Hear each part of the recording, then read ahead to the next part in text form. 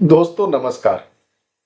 बिहार में इलेक्शन कुछ ही महीनों में होने वाला है और इस बार का जो बिहार का इलेक्शन है, सभी मामलों मतलब अभी तक जितने इलेक्शन हुए हैं उनसे एकदम हट के दिखेगा।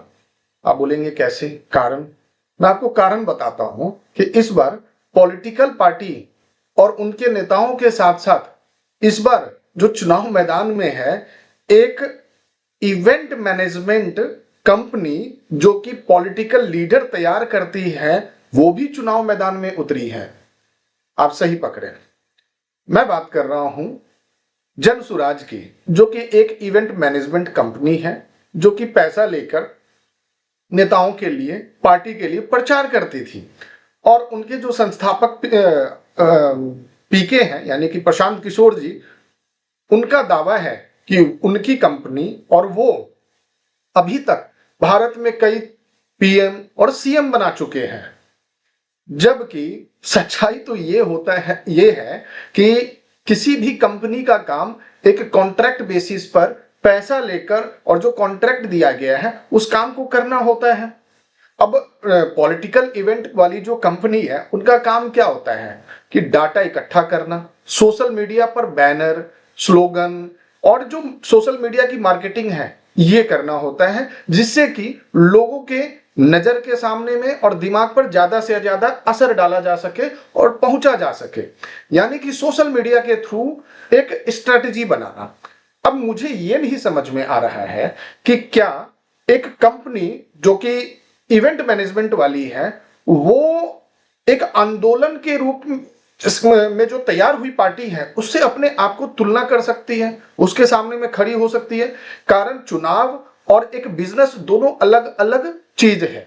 अब अगर मैं आपको बात करूं, अगर कोई कैशियर है बैंक में, अगर कोई कैशियर है, कैशियर दिन भर में कम से कम करोड़ों की काउंटिंग करता है पैसे की। इसका मतलब ये थोड़ी है कि वो उस पैसे का मालिक है, नहीं, उसका काम है कैशियर का पैसे की गिनती करना।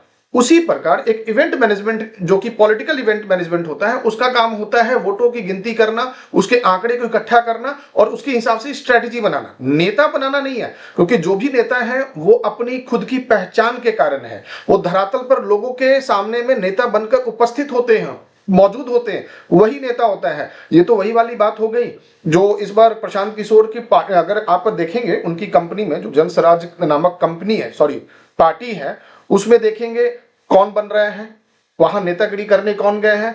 जिनको दूसरी पार्टियों ने टिकट नहीं दिया, जिनका जनता के बीच में कम पैठ है, जो किसी आंदोलन से नहीं जुड़े हुए हैं, जो ब्यूरोक्रेट्स है यानी कि सरकारी अधिकारी जो रिटायर्ड हो चुके हैं या फिर वीआरएस लेके जो एक महत्वाकांक्षा है कि मुझे भी नेता बनना है, उस तरह के लोग ज्वाइन कर रहे हैं।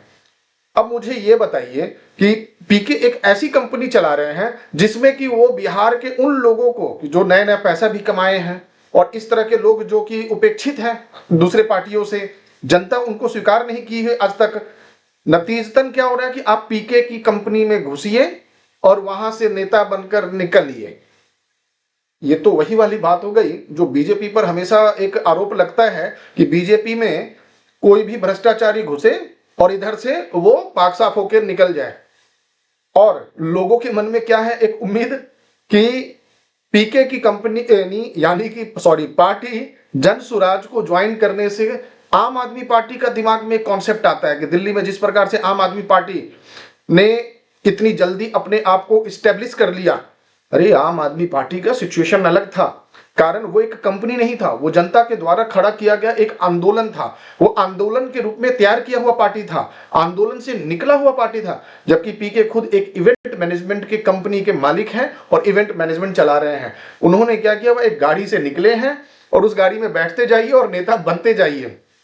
दिलचस्प तो बहुत होगा, इस बार का बिहार का चुनाव दिलचस्प तो बहुत है, क्योंकि इस बार नेता और नई कंपनी से निकले हुए ट्रेनिंग नेता जो ट्रेनिंग किए हुए नेता हैं, जिनको नेता की ट्रेनिंग दी जा रही है, उन दोनों के बीच में मुकाबला है।